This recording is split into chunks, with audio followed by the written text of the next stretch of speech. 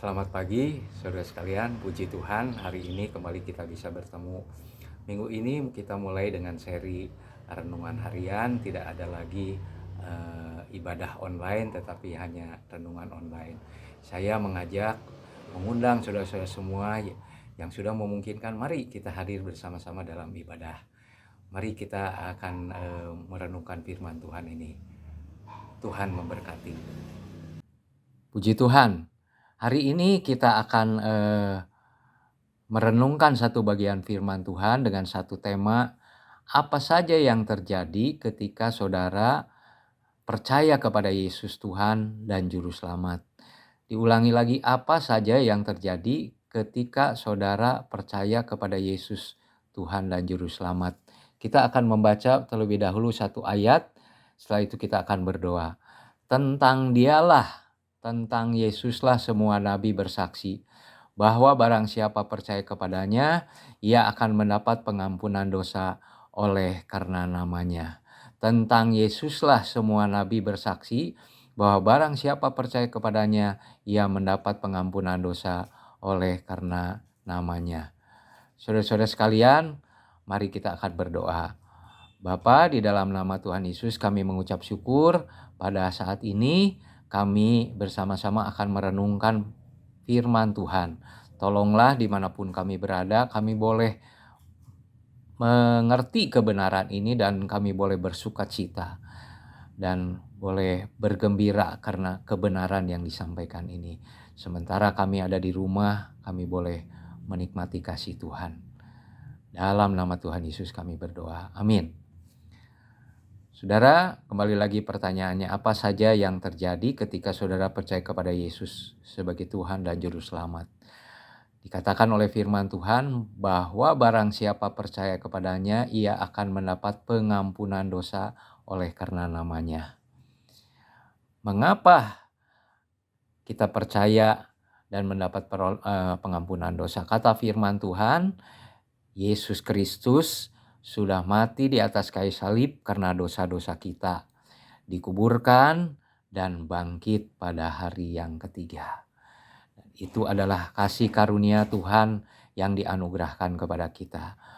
Kita bersyukur. Jadi barang siapa percaya kepada Yesus Kristus, ia akan mendapat pengampunan dosa. Yang berikutnya, saudara-saudara, barang siapa percaya kepadanya, ia tidak akan dihukum.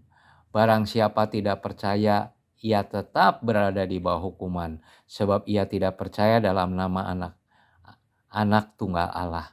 Jadi saudara, kita lihat di sini, tadi kalau misalkan orang itu percaya kepada Yesus, dia tidak akan dihukum. Nah sekarang apalagi yang terjadi? Dikatakan untuk masa depan kita tidak akan dihukum. Barang siapa percaya kepadanya tidak akan dihukum. Tetapi barang siapa tidak percaya, sekalipun sudah ke gereja, sekalipun sudah baca Alkitab, sekalipun sudah dengar kesaksian, barang siapa tidak percaya, ia telah berada di bawah hukuman, sebab ia tidak percaya dalam nama anak tunggal Allah. Jadi saudara-saudara, kita bisa menilai apakah saudara dan saya percaya. Seperti apa kata firman Tuhan, bahwa Yesus Kristus sudah mati, dosa-dosa kita, dikuburkan dan bangkit pada hari yang ketiga. Selanjutnya kita akan melihat lagi Yohanes 5 ayat 24. Aku berkata kepadamu, sesungguhnya barang siapa mendengar perkataanku dan percaya. Iman itu datang dari pendengaran akan firman Tuhan, bukan pendengaran hal-hal yang lain. Sesungguhnya barang siapa mendengar perkataanku, bukan perkataannya tetangga, bukan perkataannya di WA, bukan perkataannya menurut YouTube, bukan perkataan menurut berita, tetapi perkataan Yesus dan percaya kepada Dia yang mengutus aku, percaya kepada Bapa, ia mempunyai hidup yang kekal dan tidak turut dihukum, sebab ia sudah pindah dari dalam maut ke dalam hidup. Kita lihat di sini saudara, kalau orang yang sudah mendengar perkataan Yesus, timbul iman di dalam hatinya dan kemudian dia percaya, dikatakan oleh firman Tuhan, ia sudah pindah dari dalam maut ke dalam hidup. Kata firman Tuhan di bagian lain dikatakan bahwa barang siapa dia dalam Kristus, tidak ada lagi hukuman. Ya, karena kenapa? Karena ia sudah pindah dari dalam maut ke dalam hidup. Pemindahan ini bukan sesuatu yang dikerjakan oleh kita, tetapi itu adalah karya Roh Kudus atas hidup kita. Ayat berikutnya, saudara.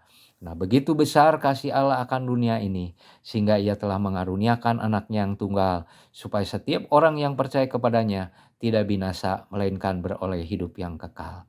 Saudara, peroleh hidup yang kekal bukan upaya kemampuan kita, tetapi karena Allah yang lebih dahulu mengasihi kita.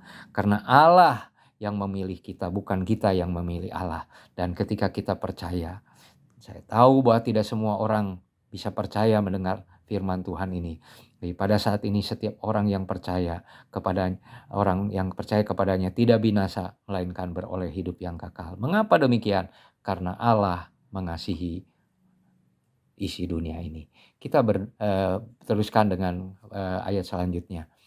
Di dalam Dia kamu juga, karena kamu telah mendengar firman kebenaran, yaitu Injil keselamatanmu, di dalam Dia kamu juga ketika kamu percaya dimeteraikan dengan Roh Kudus yang dijanjikannya ini. Diberi cap, saudara. Ya.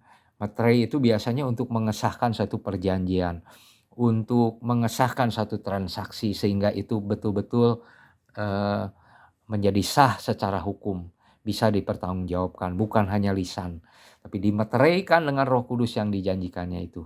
Dan dikatakan oleh firman Tuhan, dan Roh Kudus itu adalah jaminan bagian kita sampai kita memperoleh seluruhnya. Apa yang dimaksud seluruhnya? Bukan harta kekayaan, bukan rumah, bukan mobil, bukan uang, tapi dikatakan oleh firman Tuhan, yaitu penebusan yang menjadikan kita milik Allah untuk memuji kemuliaannya. Saudara, jadi Roh Kudus itu adalah jaminan bagian kita sampai kita memperoleh seluruhnya, yaitu penebusan yang menjadikan kita milik Allah. Saudara, kita adalah milik Allah. Setelah kita percaya kepadanya, dimeteraikan dengan Roh Kudus, kita adalah milik Allah. Kita akan mengalami kebaikannya sepanjang hidup kita. Kasih setianya baru setiap hari, perlindungannya nyata di dalam hidup kita. Dia menopang langkah-langkah kita ketika kita jatuh. Tuhan akan membangunkan kita kembali. Tuhan tetap akan menyertai kita. Saudara-saudara, kalau saudara mungkin kurang jelas, bisa mengulang tayangan ini kembali. Dan saudara kalau ingin lebih lagi menggali, saudara menggunakan Alkitab elektronik atau menggunakan konkordan Alkitab, saudara cari dengan kata kunci percaya, maka saudara akan memperoleh lebih banyak lagi apa yang terjadi ketika kita menjadi percaya. Mari kita berdoa. Bapa, di dalam nama Tuhan Yesus kami mengucap syukur kepadamu untuk kasih dan anugerah-Mu. Setiap kami yang masih mendengarkan renungan ini, biarlah kami peroleh kebenaran ini, dan sementara kami ada di tempat kami menyaksikan ini, kami boleh bersukacita karena kami sudah menjadi orang percaya. Kami sudah menerima apa yang dikatakan oleh firman Tuhan ini. Saudara-saudara, apabila ada di antara saudara yang belum percaya dan hari ini mau mengambil keputusan, saya mau mengajak saudara berdoa. Ya Tuhan, kami ini orang berdosa. Terima kasih Yesus sudah mati bagi kami di atas kayu salib bagi dosa-dosa kami. Sekarang ini kami sudah diampuni. Sekarang kami memperoleh hidup yang kekal. Kami sudah pindah dari maut kepada hidup. Kami telah dimeteraikan oleh Roh Kudus. Terima kasih Tuhan. Sejak hari ini kami sungguh-sungguh milik Kristus. Terima kasih Tuhan. Dalam nama Tuhan Yesus, Tuhan memberkati kepada setiap kami di seluruh rumah tangga kami. Terima kasih Tuhan. Amin. Selamat pagi saudara sekalian. Puji Tuhan. Sampai bertemu pada minggu yang akan datang.